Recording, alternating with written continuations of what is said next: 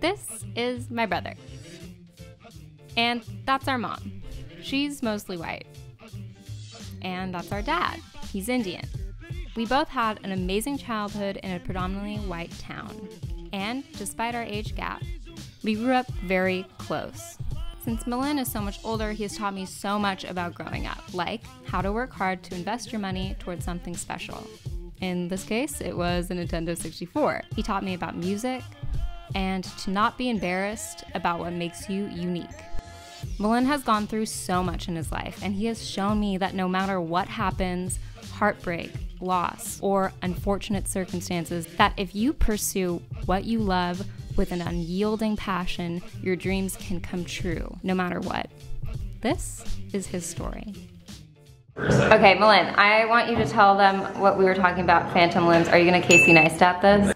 So we were just talking about phantom limbs and some of the weird things about how you treat them, just stuff that I'm interested in because it's brain stuff, and brains are the most interesting parts of our body. So phantom limb is like a phenomenon that you still feel an appendage once you lose it. So. Yeah, so people who've had their limbs amputated, like say they've lost an arm, a lot of times will feel like excruciating pain and burning on their arm that isn't there. So they've devised this way of treating it whereby they make a mirror box, like one of those cheap magic tricks you used to see as a kid with the coin in the bank, you know? So you stick one arm in there, and then you look at the arm on the other side where you normally just have, you know, an amputation, and you move one hand and then you see the other hand moving and you pretend that you're moving both hands. And what ends up people start to feel like this relief, you know, or they try to like scratch their phantom limb, or they have someone scratch their phantom limb for them, obviously because if they're using their hands, you'd have to like scratch with your mouth and that would be kind of awkward. But they get relief from it, and so it kind of shows how your brain and your mind are not always sort of registering reality. You can kind of trick them into getting relief from this pain. So like, there's a lot of ways that you can use the mind-brain duality to treat things. So I think that kind of stuff's pretty cool. That's really cool. Yeah. So this is my brother. Do you want to introduce yourself? Hi, I'm Millen. We're all here because I'm graduating from medical school, which is super cool. And becoming a psychiatrist. Woo! And Millen and I are 8 years apart, right? Yeah. Isn't that crazy? Yeah. I would technically be on the verge of Generation X. Yeah, we're almost two different generations. Yeah, and you're like the sort of a millennial? You are a millennial. I think, Jesse, are we millennials? Hold on. I feel like a douchebag. Quick Google. So, deal with I have it. the smallest face. You're like, deal with it. there are no precise dates for when this cohort starts or ends. Demographics research typically use the early 1980s, starting birth years in the mid-1990s to early 2000s as ending birth years. Okay, so millennial, right? Yeah. You're a millennial, right? Yeah. I'm technically on the board. I'm dating a millennial. I think the real test of a millennial is if you understand how Snapchat works. What do you want to talk about? We should talk. So recently I was on a podcast with Hannah McNeely and Evan, and they have a podcast called Earth to Us podcast right here. I'll show you the little blurb. And I'm Mom. And we talked about being mixed race in Hollywood and online and how it like perceived the world. And Millen grew up like almost 10 years before me. So he grew up in a very different environment, I think. That was probably sort of, yeah. Kind of similar, but yeah, the internet was a new thing for us, and I was lucky in that we were one of those families that was like we had a computer way earlier than other people did. Yeah. One of my first words was enter. It was like hitting the button. Yeah, it wasn't my first word, but one up. I think my first word was no. Wasn't your first word car or something? I think it was, yeah. Mine Which was is 2 letters. pretty appropriate. Yeah. No is a pretty appropriate first word for me Yeah. too. But how was it growing up like being a guy? Because I talked a lot about being like a woman who's mixed race. Yeah, I think there's a lot of people talking about growing up being mixed race in popular culture. Like I was watching. Because we're like the in-between. Yeah, and it's weird too because when you're like the first generation that was born here, like you feel American, but maybe depending on where you grow up. But other people don't think you're American? Yeah, so it's very confusing. You know? Someone asked me the other day, they're like, but don't you identify as Indian? And I was like, no. It's hard to understand when you look a certain way even if you're first generation? I think a lot of people sort of like that. I think maybe it's more prevalent in like Asian communities where people are like, you're Asian. Like I don't even speak any Asian language. I mean, myself included. Like I don't speak Hindi. Our first language is French. Yeah. Their mom's French Canadian. And I still say some words funny as a result of that. Yeah. Both of our parents are foreign, so we like have a little bit of trouble. Yeah, the struggle is real. But yeah, no, being a guy, it's kind of weird because you don't have this like idea of American maleness to contend with, and I think there's a certain like I'm an American guy, I like the following things, is like I think everybody when you're a teenager just like wants to be normal. Whatever that means. But I think that's kind of the best thing about being an American is like it's supposed to be about mixing all these other things together. But when you're a first generation, or I guess maybe second generation, you grow up with this weird mix where like your parents are this like other, and then you go to school and you experience normal American things like McDonald's and French fries and chili cook-offs. Yeah, but you never quite fit. Like you always feel like you're out of place, and then when you're mixed cultural, and both of those cultures aren't American. Bounce between. Yeah, it's like you're never quite Indian enough to hang out with the Indian people. Yeah. And like French Canadians, that's not really like a community. It's just,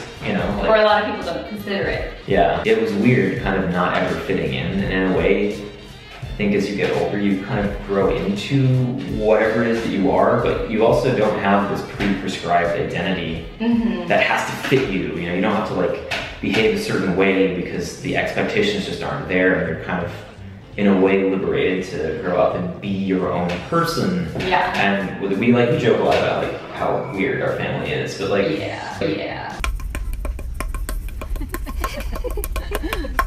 it is really liberating when you don't have to conform to some idea. Speaking for me, it's like some idea of what masculinity is. And so I'm free to like things that are maybe, you know, I like obviously things that are traditionally masculine, like I like motorcycles, I like watching, you know, car racing, and I also like things that are maybe not as masculine. Face masks, massages. Yeah, Sex in the City. I really like music, and I was just making jokes about how much I love Lady Gaga on the DL, totally. Yeah. So it is nice, it's nice to have that freedom to express yourself, but it is weird because no one quite knows what to expect of you, and you're caught off guard all the time, and people make assumptions about you. And I joke about, like, I went to school in North Texas, really close to the Oklahoma border, and I have this joke. This didn't actually happen, but I was kind of summarizing this little bit that I like to do about growing up there, where it's like you walk up to some guy and it's like, I don't know what kind of ethnic you are, but I don't like it. And that's pretty much like, when people can't put you in a box, they're like so uncomfortable. Yeah, right? Yeah, they don't know what to call you. It's like eating a fruit you've never seen before, and you're like, very uncomfortable. Am I supposed to eat this skin? Is this poisonous? Why is it hairy? You know? Yeah. But our parents are also not very like traditional. Papa's like super like, and he's like, I love you. Yeah. He's never been like, can't cry, you're a man. Like, you know. Right, no, that was never that was not the thing. And that's fairly common when I talk to a lot of guys. Yeah, showing emotion is not discouraged. Yeah. Which is, I guess that is kind of weird. You don't think about it until you talk about it. It's kind of new agey. It's called gentle parenting. Oh, I didn't know there's a word for that. Yeah, they're like doing a lot of books on it now, and I was like, oh, that's kind of how we grew up. I mean, like, how does that make you feel? Like, right. You know? Well, I think it teaches you something valuable, because a lot of people rely on external factors to dictate their behavior, their morality. So, I mean, obviously the big elephant in the room is religion, right? Oh yeah, I talked about that. Yeah, I mean, we didn't really have that. I mean, we had two different ideas of how the world was constructed, that we were encouraged to see what was similar between them rather than what made them different. So, the other thing, maybe this is coinciding with gentle parenting, maybe it's not, but the idea that like no one's a harsher critic of your behavior and your actions than yourself. Yeah. And like very early on that like, well, how do you feel about that? And you're like, you know, oh, I did badly on this exam. And it's like, well, did you try your hardest? And you're, you know, immediately like, yes. And then you're like, wait, and you're like, maybe not. Yeah. And then I'm like, really doing that. You know, you don't rely on another enforcement. When I got a bad grade on my test in med school, and I got pulled in front of a panel, you know. Oh man. Like, what happened? And it was like, you know, the dean, like two of the big time professors in front of me, and you know, they were expecting to have to tell me like what I did wrong, and I was But like, you're well, like, I'm ready. here's what happened, and I walked in without preparing for this because I didn't even know it was going to happen. And I'm like, well, you know, this is what I did. I studied this way, and I didn't do enough practice questions, and I spent a lot of time on this other thing.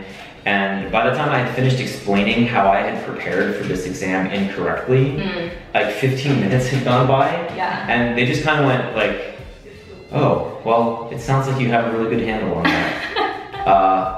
Thanks for stopping by. It's nice to have that internal reinforcement rather than relying on these extrinsic factors of cultural norms. Yeah, and waiting for someone to tell you how to feel about things. Yeah, and you have to think about it more deeply. You really have to be kind of introspective and like, you know, am I doing my best? Am I doing what I should be doing? What should I be doing? Why am I doing it? What's my purpose? Like, I don't really wrestle with that a lot. Yeah. Do you feel that way? I think because we grew up being told that what is important is to be useful in society and be good, but do something that speaks to you. Yeah. So we kind of just did our own weird things. When I went through therapy, I went through a similar thing where like, it was about exposing the internal programming. And like, it's exactly what you said. It's, am I creating something of value with my work? And ultimately, it's what led me to go the direction that I went. Yeah. Same, it's never been, am I doing this because I just want attention, or it's always been like, no, I know exactly why I'm doing this. It's probably because we talk through that a lot. There's always like pressures to be a certain thing or a certain way by our parents. We never had to figure out why, we always knew why. Yeah, and there's a whole movement about third culture kids. Have you ever heard that term before? TCK. Okay, yeah. So, my friend Karen's probably might be watching this, and she's moved around a lot her whole life, and that's what third culture kids consider. Yeah. So I was sent an article by someone who belonged to that group, and they were a student at a big university studying the humanities, and I read it and found it really enlightening, and kind of was like, oh, I make more sense to myself now. So yeah, it's funny when you spend your time bouncing between two identities, how you kind of find yourself earlier than like other people, I think, especially in your 20s. I know so many people who are like, why did I study this? Why is this my job? Yeah, and it's like, oh, your parents told you to do it. That's why. Yeah, that's what happens when you do what other people will tell you to do all the time, is you end up just like them. And unless that's what you want, then you might not be very happy with that. Yeah, and I think it made, like high school, I feel like you're trying to stay the same as everyone, and it made high school so hard. Then in college, when everyone's doing their own thing, I'm sure yours was a little different. Yeah. Because I went to LA, and like you can like poke a stick down the street like naked, and everyone's like, namaste, go on your journey. So I like do whatever I wanted, and I bet going to school in Texas was not like that. No, and especially in early 2000s. Yeah, I mean, so for me, that not fitting in thing was interesting because I think it did lead to a lot of what I became interested in. So like I became really interested in like metal and punk rock. Right. And I remember you never wanted to be like the bro. You didn't want to like really join frat. We did a reset for sound, so hopefully you can hear anything else we're talking about. Yeah, a lot of things happened in college, and it made me question that like bro atmosphere that I was in. And one of them was a particular party that a frat was throwing, and I wasn't very gung-ho on going in the first place, but that's one of those things you go and you're like, you've committed to this debauchery. Yeah. And there was an incident of like a sexual assault that happened at that party. Wow. And it was right after I left, and I remember leaving going like, I'm very uncomfortable in this atmosphere, something doesn't feel right. And that's another thing about like having your own internal voice, is like your sort of spidey sense is very... because you're not inhibited by other people's opinions of you or like the expectations you. Well, and I learned that no amount of alcohol consumption can make that go away. It's deeply ingrained within you. And I was like, I'm very uncomfortable. I want to leave here. And yeah, it ended up being a very, very bad night for everyone involved. I never felt like I fit in, and I always was questioning my own morality with everything that I did, regardless of the amount of partying I did. And that was a real turning point for me, where I was like, this isn't me, this isn't for me, and I do not like the way that these people treat each other and treat women, and I was like, I'm done. I think that was the point where I like decided I was gonna dye my hair bright red and get a bunch of metal piercings in my face. Yeah. Because I just wanted to be as far away from that as possible. We ended up starting a really terrible band. And that was some of the most fun I've ever had in my life. It was a weird time, and it was a weird place. But somehow in that that musical community, I found people that were like of the same mindset. And I we came from a very conservative suburb, but I began to question the values of conservative America and never really looked back after. Not even just conservative America, it's like traditional, deep ingrained, like Southern expectations. Yeah. So that's kind of when I turned into, or started to become who I am now. And I look at that time as like really formative for me. Yeah. In the middle of all of this, people and culture and ways of thinking, and very narrow-minded, very like xenophobic, like I just didn't jive with. I think people in California take it for granted. They're like, that doesn't exist. And it's like, I lived that for a decade. Well, I get told all the time. I was in the car with a friend and someone was like, I don't even remember what they said, but they said something racist to me and they cut me off, and I didn't really like think about it, because like that happens all the time. Right, like low-key racist stuff. Like low-key racist stuff. And my friend was sitting in the seat, and she's white, and she was like, we're in LA and that happened. She was like, that's not right. And I was like, oh my God, I didn't even think about that happens. Not talking about it, and like not talking about it doesn't help anybody. Right. Did that have any shaping or lead you to what you chose to become in medicine? Yeah, totally. So I was like looking for people to make friends with in college, and I ended up meeting this kid who had a WRX that was really into cars. And his dad was a lawyer, and I was looking to work somewhere, anywhere. Right. And I was like, oh, law seems cool, because like at the time I was like, medicine is gross, like too much blood and guts. I also had the additional problem of like, I had all those stomach problems that caused me basically to drop out of school 1 year, which I'm sure we'll have another talk about what those were. Right. But like, I was like, modern medicine is BS, and I don't trust doctors, they're all idiots. I feel like everyone goes through that phase at one point in their life. But I was like, sign me out, I don't want anything to do with this. And working for that lawyer, he was a public defender.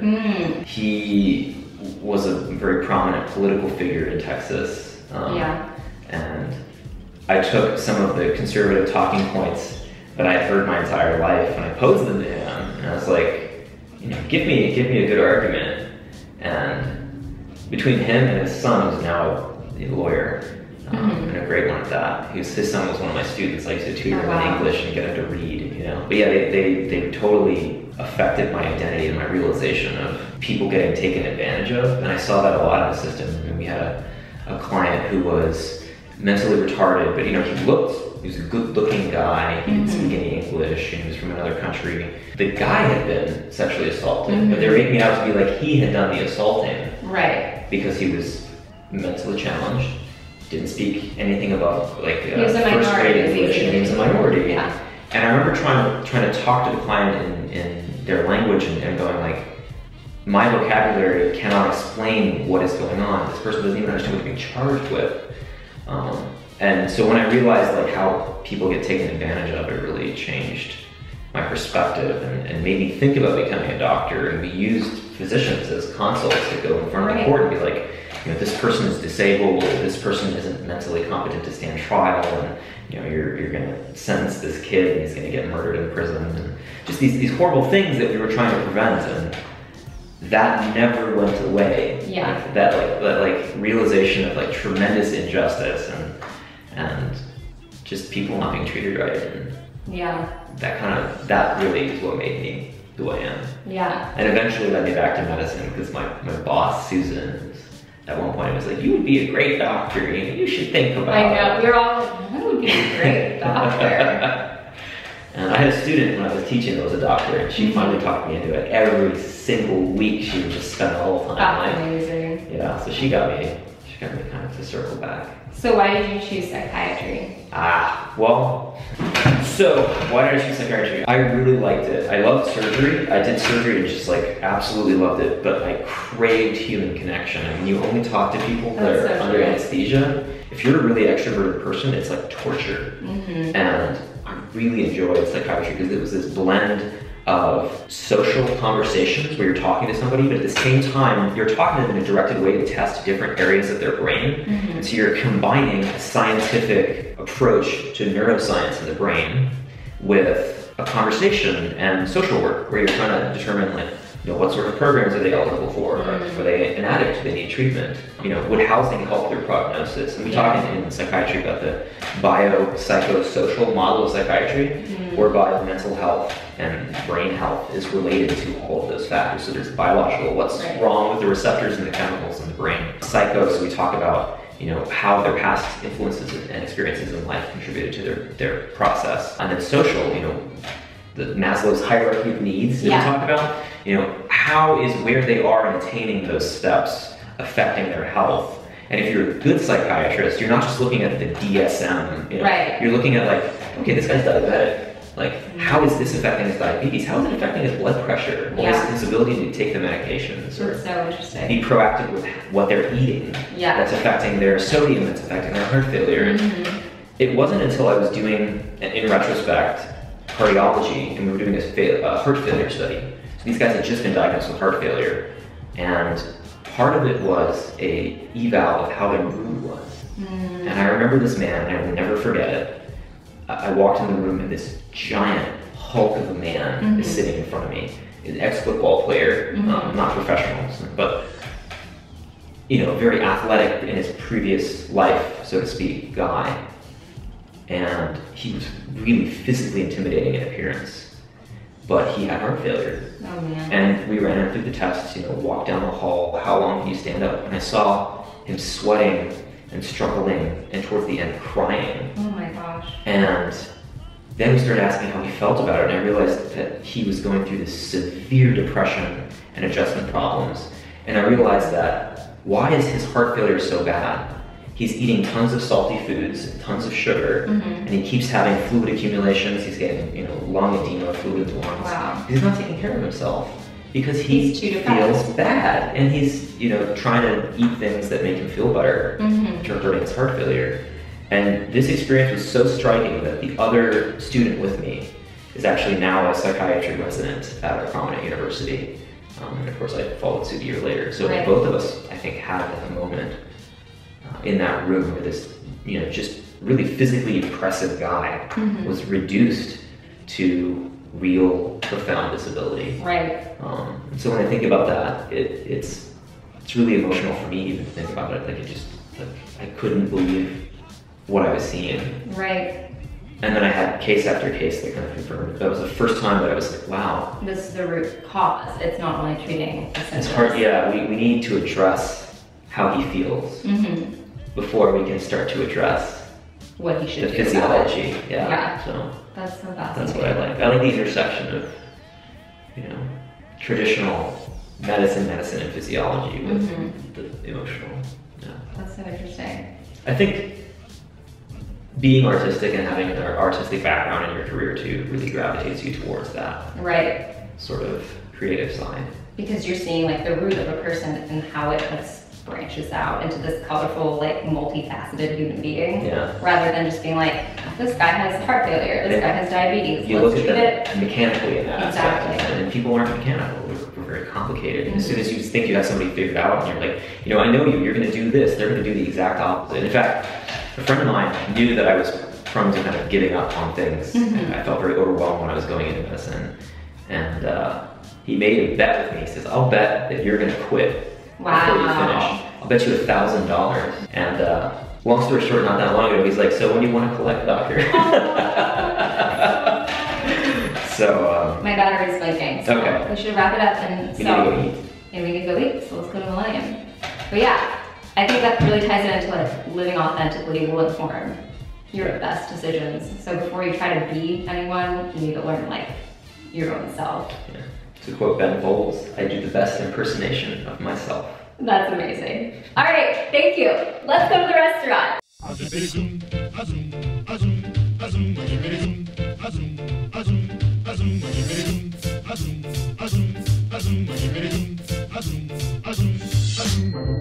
We bop and hippity hop, I'm as happy as I can be.